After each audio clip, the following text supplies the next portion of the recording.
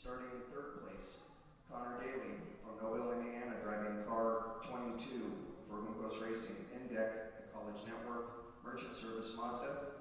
In second place, Caio Lara from São Paulo, Brazil, driving the number 19 JDC Motorsports MLD ATW Mazda.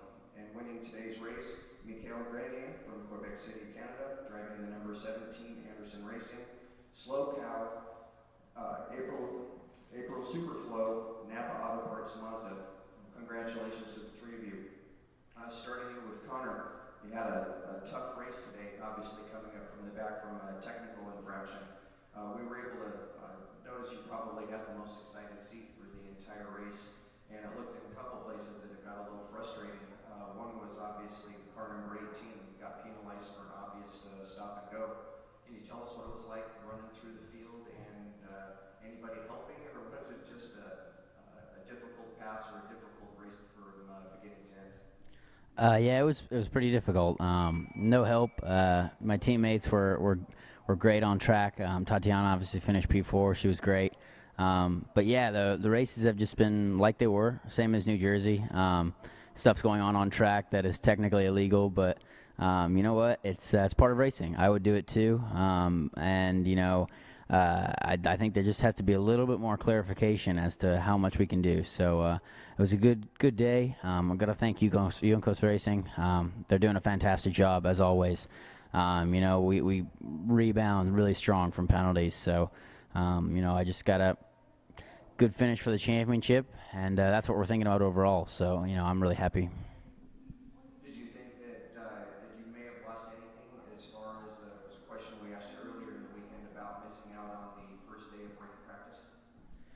Well, no, not anymore. Now that we would have got penalized either way, so I think we just had to work on the setup a little bit more in qualifying for the wet. But you know, we still had a good starting position, or we were supposed to have a good starting position. So you know, hopefully tomorrow we'll go out in qualifying and do our best again, and hopefully go for the pole. Congratulations. And in second place, Caio Lara. Caio, you had an extremely exciting race. If it wasn't for Conor's being penalized in the back of the pack, you would have had the most places advanced. So congratulations from coming up from position 13. Which kind of brings us up to the question, what happened in qualifying? If you were this quick during the race, did something happen? Yeah, actually happened in qualifying. We didn't choose the right rain tires. We used sets in the beginning, and then we had a red flag, so I couldn't use the new tires. So it didn't help, but we knew that for the dry, we had a pretty good car, so I was confident. A little worried because we were like 13th to start, but everything worked so nice, and in the end, second position is awesome for the championship. I'm sorry that I can't say that I saw it. Can you tell us what happened with your final pass on Anders Krohn, and were you a part of that? Yeah, in the restart, I got really close to him, and then he was just a little wild in turn 2, and I could put the car inside, and it was really good. Was there any contact? Actually, I didn't feel it, so if it wasn't, I don't know. You have Conor, who was right behind you, and he's shaking his head. He said he didn't see anything. I'm sure that we'll hear anything from the officials if it was, but congratulations on an excellent drive.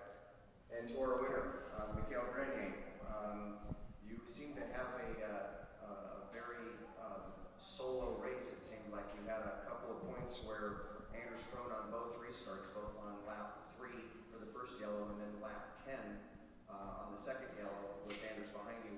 Was he ever a threat? For sure, on the restart, it's always hard to stay in front. But here wasn't too hard with the last corner. It was easy to accelerate and take a gap.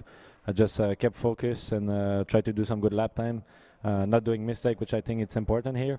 So during the race, I think he was fast, but I was a bit faster than him, so it wasn't too hard to keep him behind. Was it a boring race to it because you really didn't have a chance to get up into lap traffic?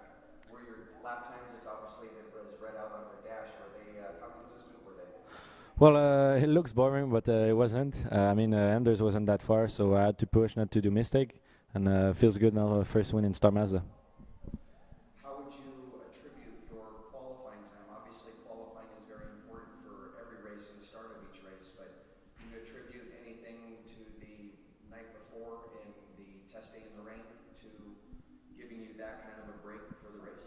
For sure, the test day helped for me to see where the track was slippery and watch some lines. Some corner here were on dry line, some corner on wet line.